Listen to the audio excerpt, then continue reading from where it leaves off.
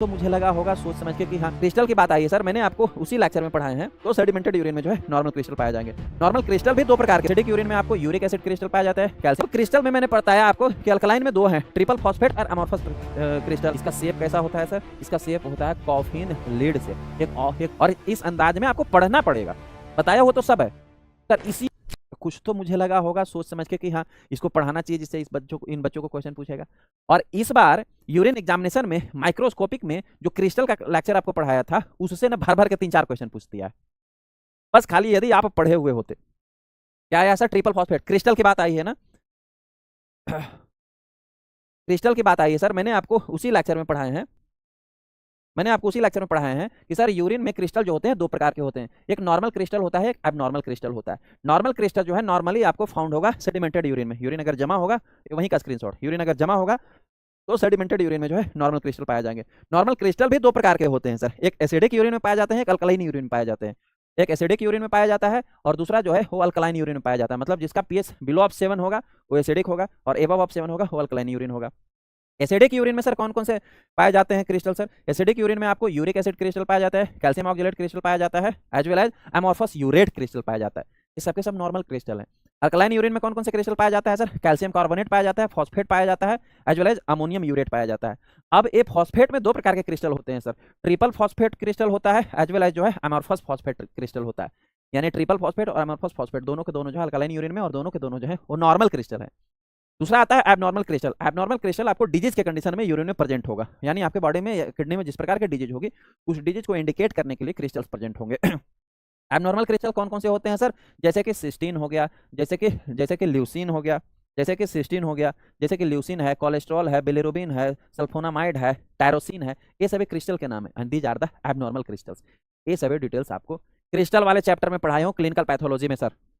बताओ अब क्रिस्टल में मैंने बताया आपको कि अल्कलाइन में दो हैं, ट्रिपल फॉस्फेट और अमोर्फस क्रिस्टल। क्वेश्चंस भी आपको ट्रिपल फॉस्फेट से और एक कोलेस्ट्रॉल क्रिस्टल से पूछा था। कोलेस्ट्रॉल क्रिस्टल एबनॉर्मल होता है और ट्रिपल फॉस्फेट जो है नॉर्मल होता है। मैंने वेद आपको मॉर्फोलॉजी एक्सप्लेन किया था, आपको स्लाइड लगा लगा कर मैंने एक्सप्लेन किया था सर। ट्रिपल फॉस्फेट और अमोर्फस क्रिस्टल का दोनों का यहाँ पिक दिया गया है। हम लोग ट्रिपल फॉस्फेट पे बात करते हैं क्योंकि ट्रिपल फॉस्फेट से आपको क्वेश्चन आया है। ये आपको क्रोनिक सिस्टाइसिस, पायलाइटिस एंड प्रोस्टेट में आपको मोस्टली फाइंड आउट होता है। देखो आपको कुछ इस प्रकार से जो है वो क्रिस्टल्स यहाँ पर दिख रहा होगा सर, दिख रहा है। इसका शेप कैसा होता है सर? देखो यहाँ आपको ऑप्शन में वही चीज दिया हुआ था। इसका शेप कैसा होता है सर? इसका शेप होता है कॉफिन लीड शेप। एक वर्ड लिखा हुआ है कॉफिन, सर आपको लेक्चर में बढ़ाया गया है कॉफिन। कॉफिन का मतलब क्या होता है पता है आपको? कॉफिन का मतलब होता है ताबूत। क्या होता है? ताबूत। ताबूत जानते हो जो क्रिश्चियन लोग दफनाने के लिए यूज करते हैं, तो देखो ताबूत बनाया हुआ रहता है इसे शेप्ट में। आपको कुछ इसी प्रकार से ताबूत नहीं दिखते हैं सर? आपको ताबूत कुछ इसी प्रकार से नहीं लगता है? ताबूत लिड, कॉफिन लिड मतलब ताबूत के ऊपर का जो ढक्कन होता है उसके जैसा। सर ट्रिपल फॉस्फेट तो इसी प्रकार से दिखता ही है, लेक्चर में बताया गया है।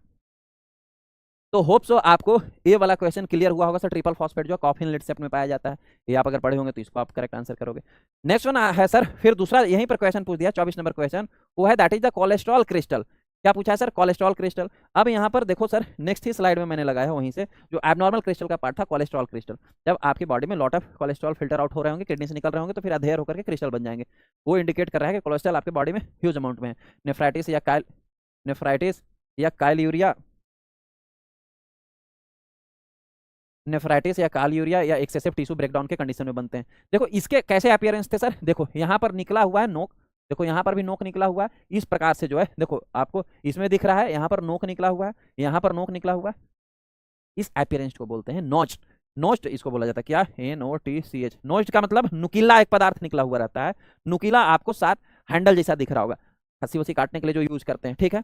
ऑप्शन में भी आपको वही सेम चीज वहां पढ़ाया गया है आपको लेक्चर में, ऑप्शन में भी वही दिया गया है सर। नोच्ड प्लेट शेप, यानी नुकीले प्लेट के जैसा अगर शेप किसी क्रिस्टल का है तो कौन सा क्रिस्टल है सर? कोलेस्ट्रॉल क्रिस्टल है। It is a type of the abnormal crystal. कहाँ कंफ्यूजन है सर? कहीं कोई कंफ्यूजन है?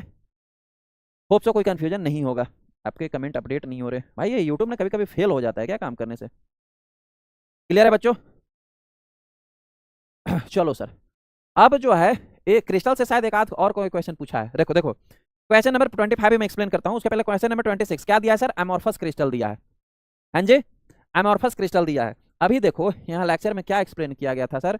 Normal crystal abnormal crystal. Normal में एसिडिक यूरिन और अल्कलाइन यूरिन। अल्कलाइन यूरिन में फॉस्फेट एक क्रिस्टल है, फॉस्फेट में 2 है, ट्रिपल फॉस्फेट है, एमोर्फस फॉस्फेट। तो सर यहाँ पर क्वेश्चन यही पूछा था, क्वेश्चन यही, एमोर्फस क्रिस्टल किस में है? अल्कलाइन यूरिन में है ना, एकदम क्लियर बोर्ड पर लिख के बताया हूँ बच्चा, शायद ऐसा कोई बतावे।